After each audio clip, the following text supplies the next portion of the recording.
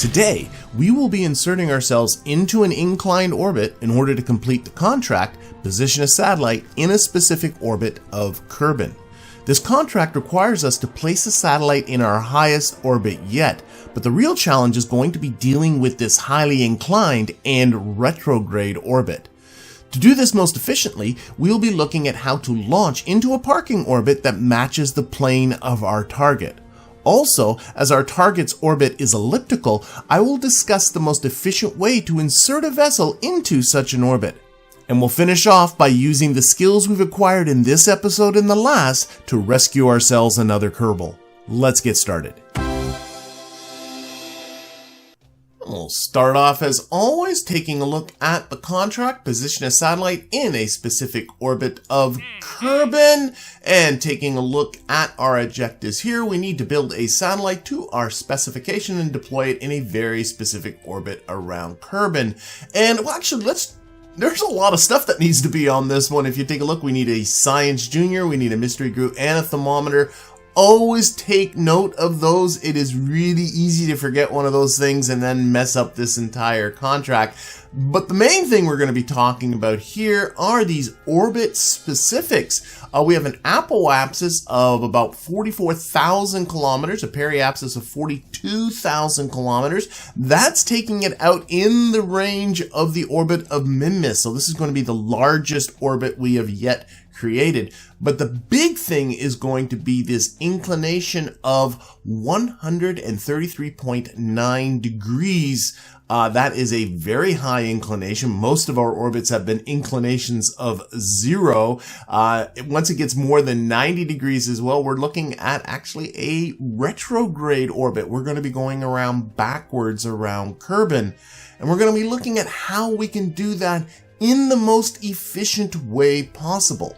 But before we get into our build, there is one more bit of science I want to unlock. The one I want to take a look at, if we scroll all the way down, is precision engineering for 160 science. And what I like about this is it gives you a lot of nice little parts. It does give you an improved probe body, which is great. So we're going to get the Probodyne Hex probe core. We're going to get a nice 1.625 meter decoupler and a couple of us particularly like the cubic octagonal strut and the octagonal strut for nice fine building, as well as some more powerful antennas, which we really aren't going to need. So we're going to unlock that. Before we get started with our build, we got to set ourselves a budget for our little probe.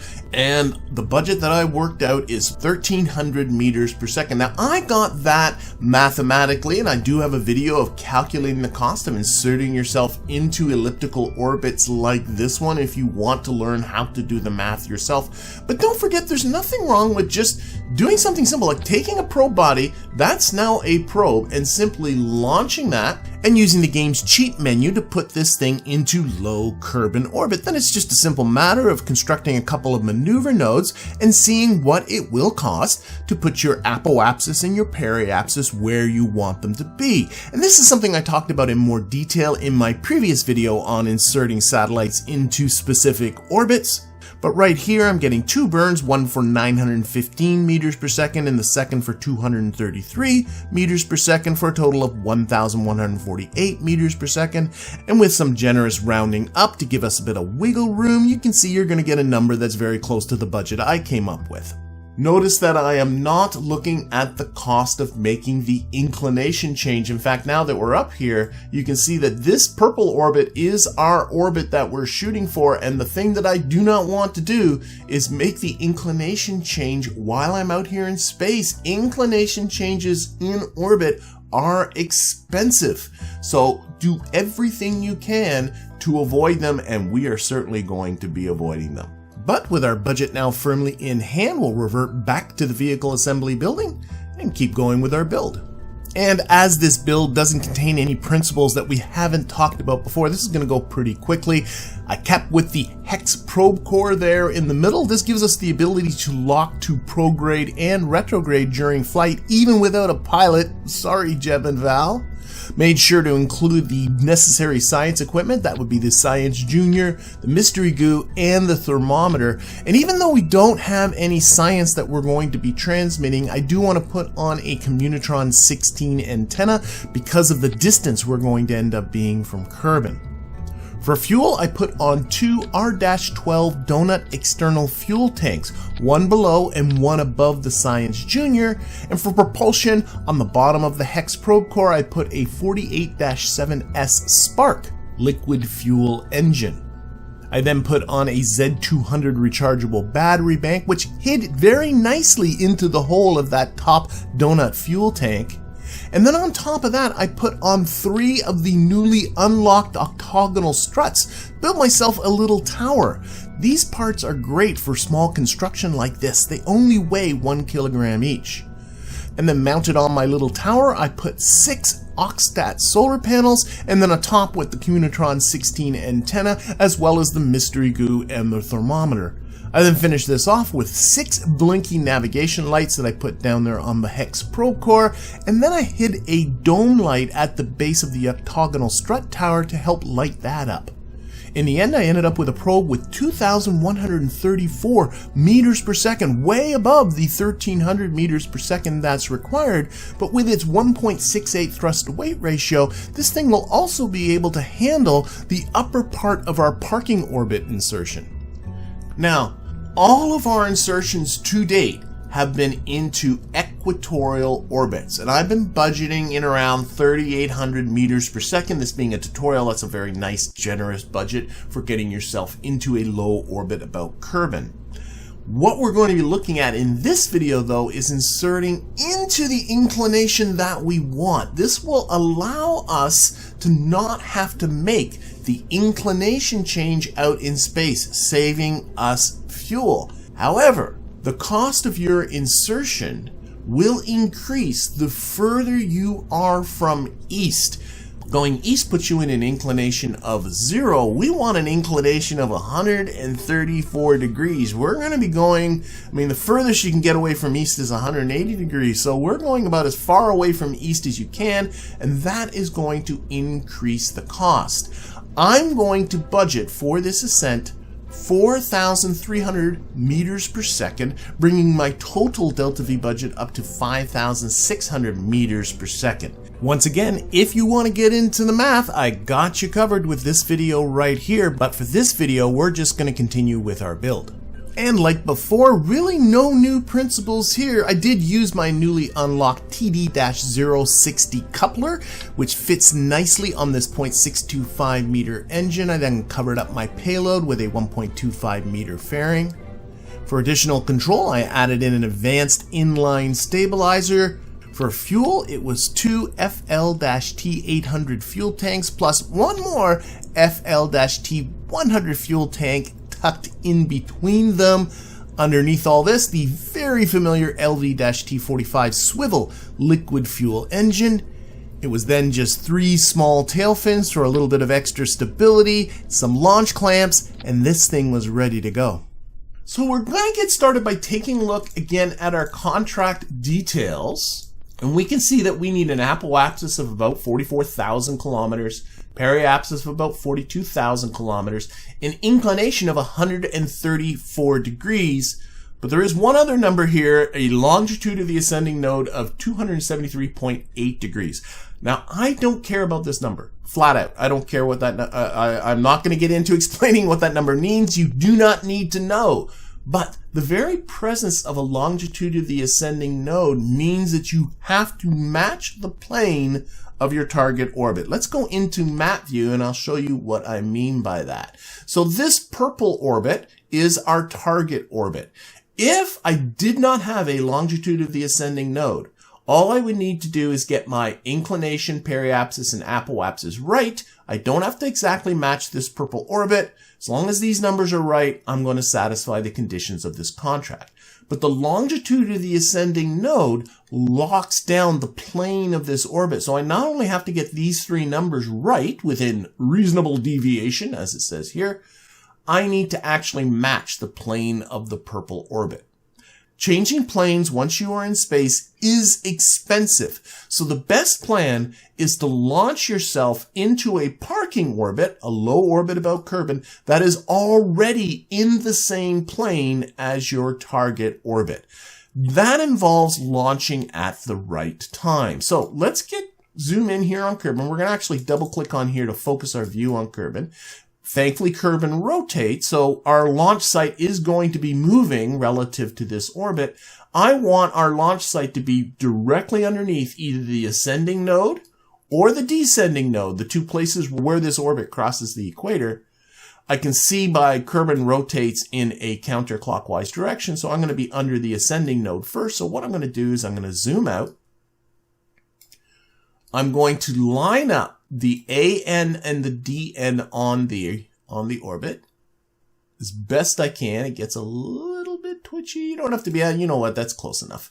And I'm going to zoom in and notice that I kind of get this kind of crosshair effect between my target orbit and the moon's orbit. So right here is where I need to launch, right at this DN. So we're going to time warp until our launch site gets to that location. Also have to pay attention to one other thing. If I zoom out, notice that there's an animation with this orbit. I need to pay attention to this animation. I need to insert myself into this orbit and be going in the direction that this animation is showing. If you don't do that, you will not match this inclination. You will be 180 degrees out of phase with that inclination. So do pay attention to this direction. So I can see that when I get directly underneath in this location, this animation is coming towards the south, right? It's going down on our screen. Here it comes here, it's going down. So that means I need to launch ourselves towards the south. It's time for us to do a little bit of math. Just a little bit, I promise, just a little bit. Okay, let's take a look at our nav ball. North on the nav ball is down. I know that's a little bit confusing, but that means south is up. So I need to launch myself sort of in this southward direction with an inclination of 134 degrees. If you go directly east, that's an inclination of 0. So I need to be 134 degrees from east towards the south. So I need the angle from east to be 134 degrees. That gets me the direction I want to go. Thankfully, the math on this is pretty simple, right? Because if you take a look, you can see how the numbers are increasing as we go from east towards south. So that means I just need to add 134 degrees to 90 to get 224 degrees. That's the heading that I want to go.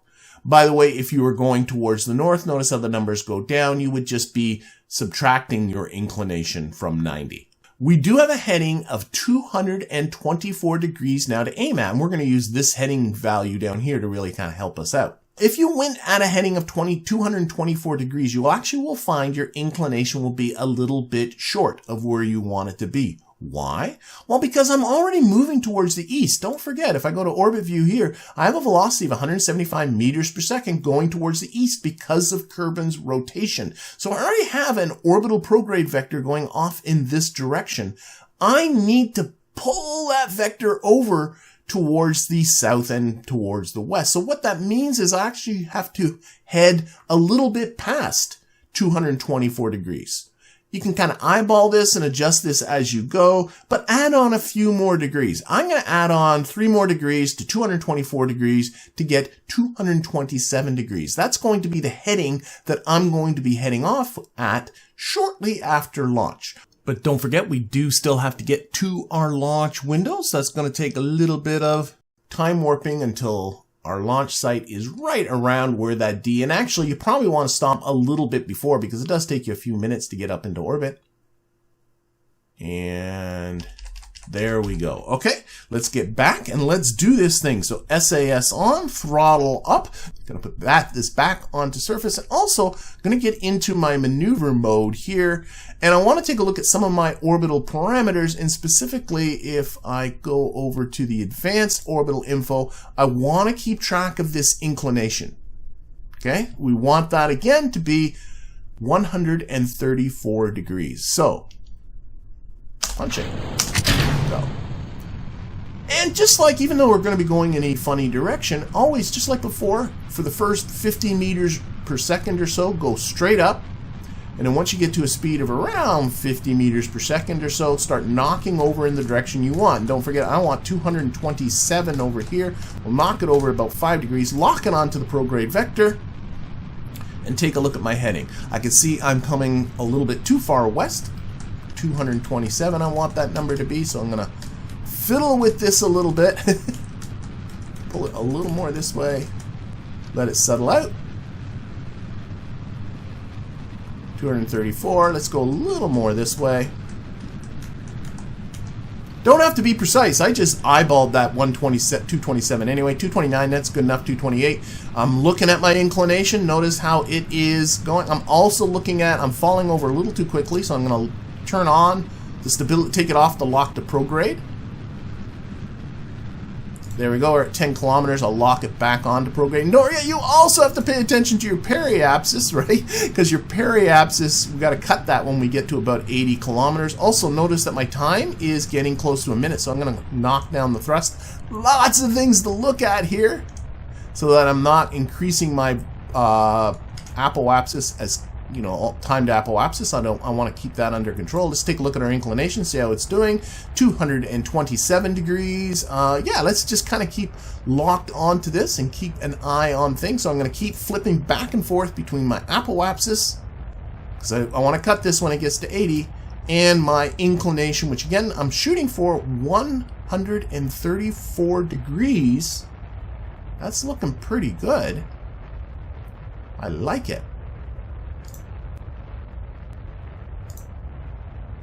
Whoa, we just locked to prograde. I didn't like that, so I'm gonna pull. I'm gonna try and get this right onto 134.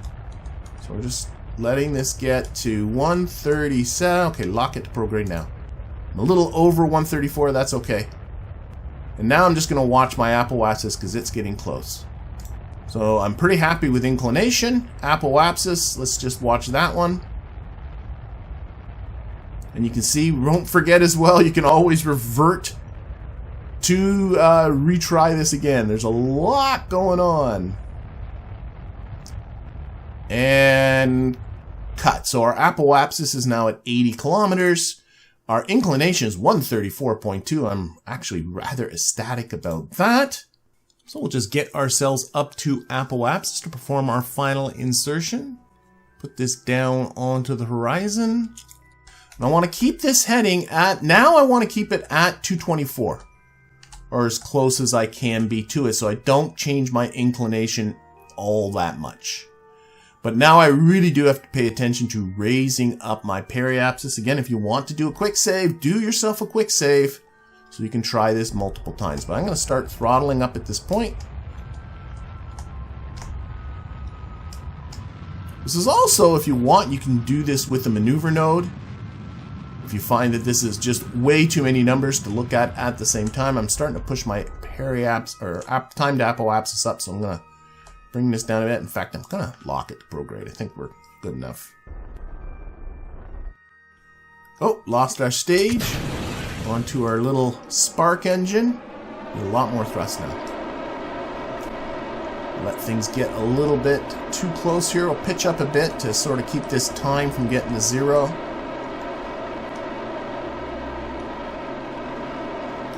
Start reducing the throttle. And 70, 81. There we go. So we're 82 by 81. That is great. But how did our inclination do? Oh my God. I am literally 0.1 degree off from the target inclination of 133.9 degrees. I did not expect that.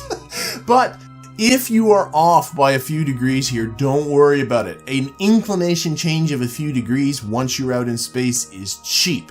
An inclination of 134 degrees out in space is stupid expensive. So if you're a few degrees off, we'll look at how to fix that. But right now, let's take a look at our orbit. And you can see here how well, I just love looking at that. The plane of this and the plane of our purple orbit. Okay, so we now need to make a transfer out from this orbit to our purple orbit.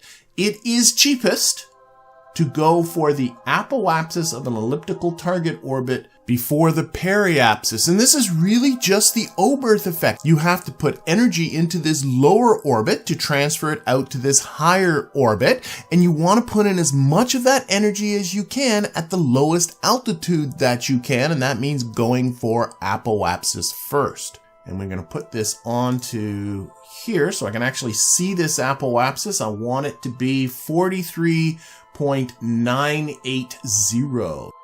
There we go. It's definitely close enough. And I can see I'm missing my target apoapsis here just a little bit. We can adjust that just with the timing. There we go. And you can see we're a little bit below. No matter how carefully you'll do it, you'll never get it perfect at these kind of distances, but that's okay for now. We're just going to do this burn. And as we get close to the end of this, I'm going to reduce my throttle. And I'm really looking at getting those orbital parameters right. Definitely close enough. So let's take a look at our orbit, which we already know is a little offline. So what I'm going to do is I need to fix up this inclination. Now there are two modes of thought on this. One is to live with this, get out there, push out your periapsis to where it needs to be, and then fix the inclination at either the AN or the DN, and that will work fine. But I'm an impatient person. I would like to get this done as quickly as possible, so I'm actually going to not get the inclination right, but get my apoapsis in the right place right now by simply putting a burn at the halfway point and pulling this up a little bit. Now be really, really careful. We are in a retrograde orbit. We are not going around in the normal counterclockwise direction. We're going around in a clockwise direction. So actually we're coming up this way. So the correct place for me to put this burn is around here. It's really easy to put the burn on the wrong side because we're so used to going around in a prograde direction. So be careful about that one. So all I'm going to do is I'm going to pull this normal component, right, to get the apoapsis up towards where I want it to be. I'm going to go over to the little widgety tool. I'm going to jack up the time scale, and I'm just going to play around with the exact timing, see what gets the apoapsis closest for the least amount. You can see the timing is hardly crucial. I think we're close enough right about there. Put that back down again. And so I want to accomplish three things here. Number one is I want this apoapsis to be on the orbit. I also want it to be on the apoapsis, and I want it to be the right number of 43.98. So I can see, first of all, I do need to bring a little bit more anti-normal this way. Okay. I can see I need to bring a little retrograde into it to get it down to about 43.9. And to be honest, this is really close enough for the purposes of this contract, but if you really want to, just to show you how to do it, you can actually move the this apoapsis towards the target apoapsis by using a radial component. And in fact, the more components you can combine into a single burn, the more efficient that burn is going to be. Okay, here we go. Got the throttle limiter way down. This is such a tiny burn.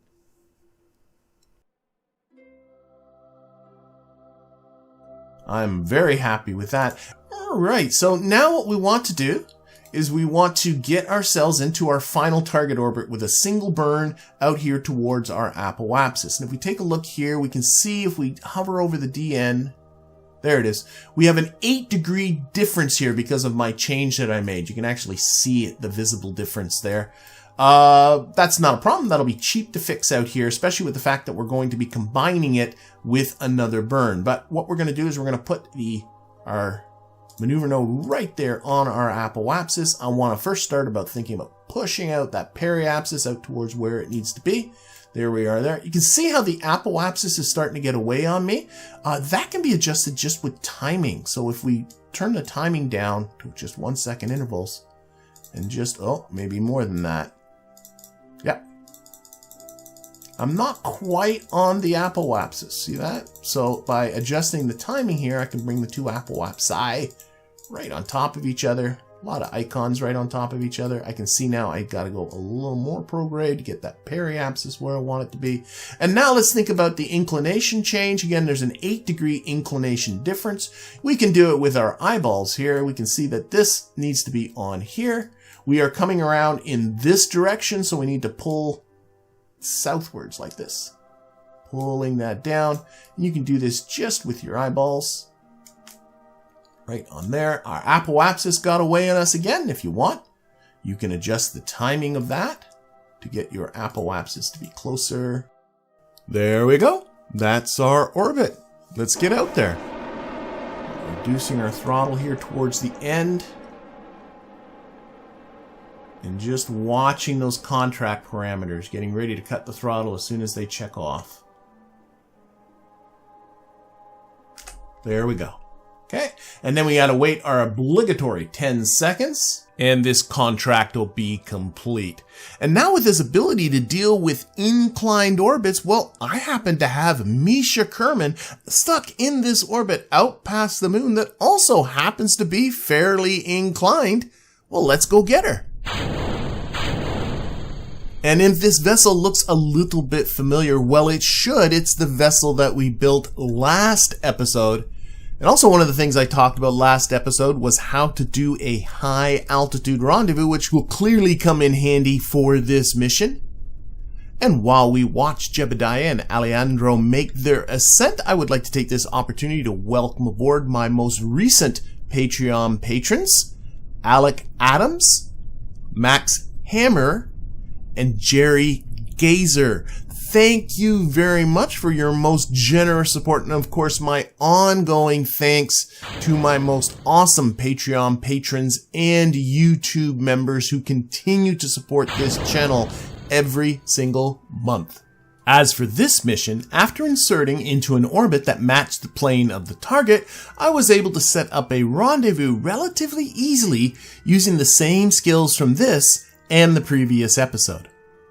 And while Misha makes her way over to her rescuers, why don't I take this opportunity to go over the main takeaways from this episode? The central idea was how to launch into an inclined orbit. Not only is this more efficient than changing your inclination out in space, but it also makes the transfer to your target that much easier.